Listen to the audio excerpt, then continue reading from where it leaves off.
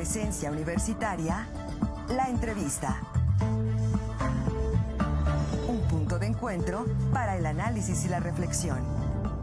Son las 7 de la mañana con 30 minutos y tal y como se lo adelantábamos antes del corte, está con nosotros ya a través del Zoom la maestra Erika Susana Aguilar Silva.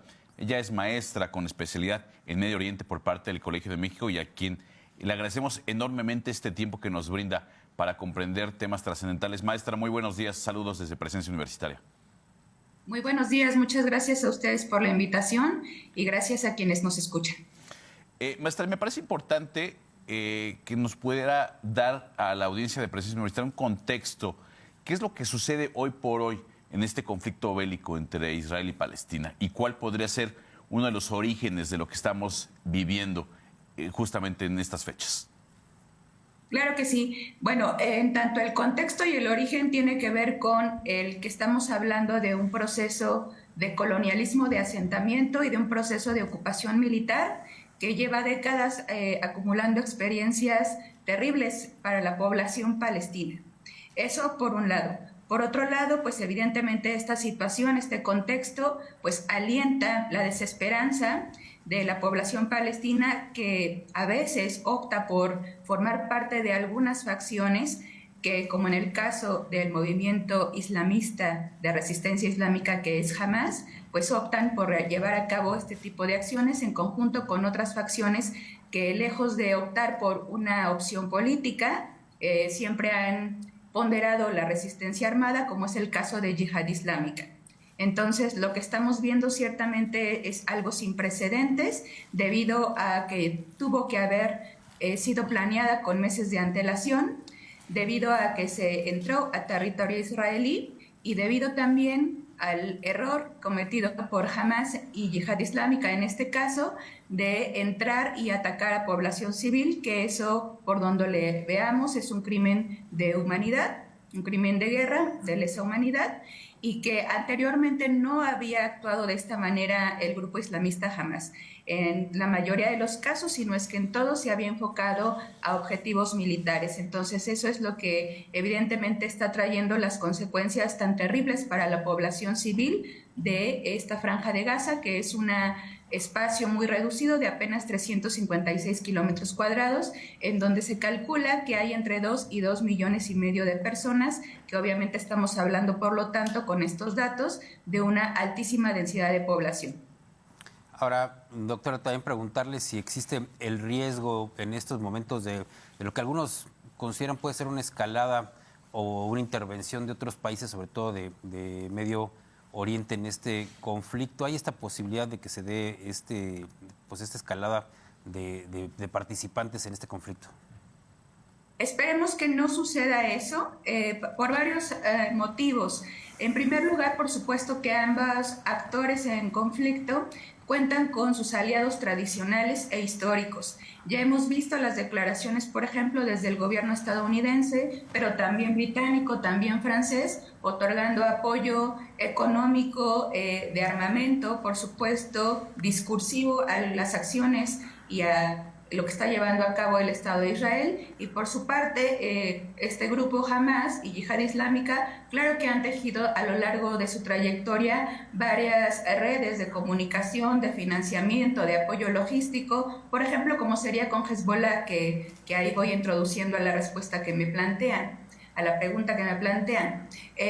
También, por supuesto, la República Islámica de Irán tradicional e históricamente ha apoyado a Hamas. Y bueno, aparte de estos alianzas, de estos apoyos que ha tejido la resistencia islámica representada por Hamas, pues también hay que hablar de que el mismo movimiento ha ido perfeccionando sus métodos de actuación, su cohetería, sus explosivos, y que eso evidentemente nos podría hacer pensar en una escalada de conflicto que yo creo que es un poco riesgoso para los actores involucrados. Es decir, Líbano, por ejemplo, que es quien alberga a esta milicia chiita Hezbollah, está en unas condiciones políticas y económicas bastante preocupantes, por lo cual no creo que se vería interesado, digamos, en formar parte de una escalada.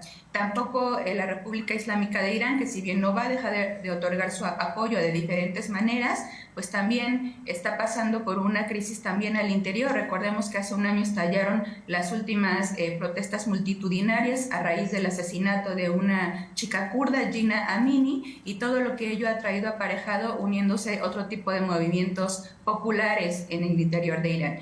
En el caso de Egipto, que por ejemplo también ha llamado a un cese al fuego, a la reconciliación, a un periodo de tahdia o de calma, pues también recordemos que en las últimas semanas hemos visto un incremento de las protestas populares debido al anuncio del actual presidente Abdel Fattah el-Sisi de su intención de contender por un tercer periodo presidencial. Entonces me parece que de manera interna los actores aliados involucrados tienen bastantes problemáticas en su interior como para desear una escalada de conflicto.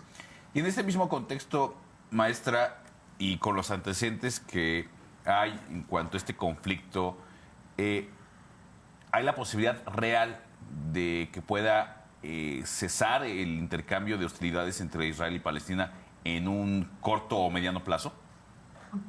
Bueno, la respuesta es muy sencilla, llevarlo a cabo no tanto. Hay una solución, por supuesto que la hay, y esa indiscutiblemente pasaría por el derecho internacional humanitario y el respeto a las cientos de resoluciones que desde la Organización de las Naciones Unidas se han acumulado respecto al caso palestino-israelí.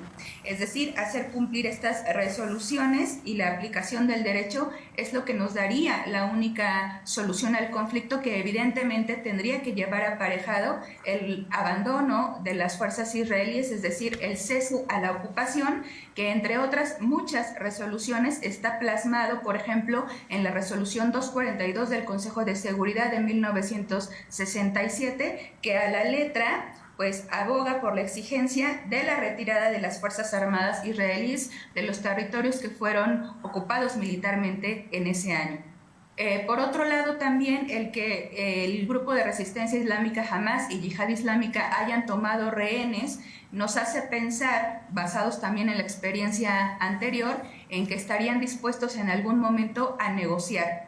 Ya lo han hecho antes, la última vez que ocurrió esto fue en el año 2011, cuando el movimiento de resistencia islámica Hamas negoció el intercambio de 1.027 prisioneros por un cabo, en ese entonces cabo Gilad Shalit. Entonces, este antecedente nos hace pensar en que probablemente jamás esté considerando, llegado el momento, negociar con el Estado de Israel.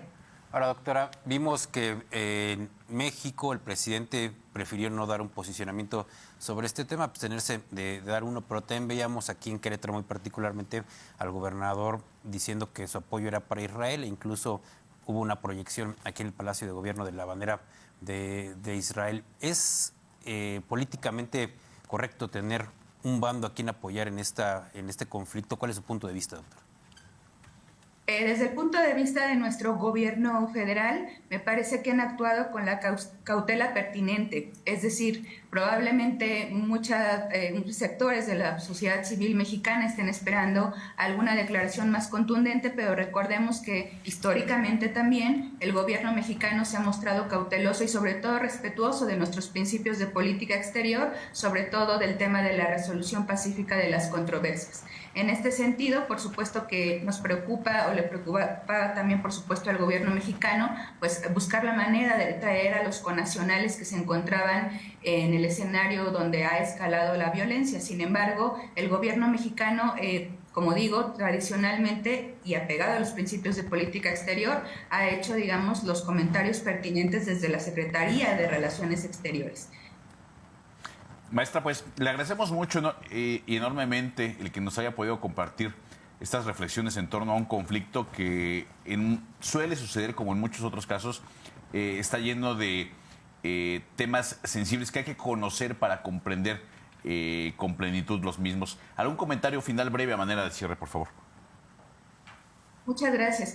Sí, pues yo invitaría a toda nuestra audiencia a que justamente haga una revisión histórica de toda la cuestión palestina en general, de todo lo que ello ha llevado aparejado, para no caer precisamente en terminología reduccionista, simplista, en ataques ideológicos, en discursos de odio, ¿no? Porque eso evidentemente en nada abona a esclarecer las raíces de esta escalada de conflicto que estamos observando y sobre todo que humanicemos este conflicto. No sé que es importante hablar de las cifras para dimensionar lo que está sucediendo, pero hablemos de la humanización del conflicto y evidentemente lo que está sucediendo debe ser sancionado en algún momento por las normatividades del derecho internacional en ambos lados. Pues bueno, maestra, muchas gracias. De nueva cuenta, gracias a la maestra Erika Susana Aguilar Silva, maestra con especialidad en Medio Oriente por parte del Colegio de México. Maestra, que tenga usted un excelente día. Igualmente, muchas gracias.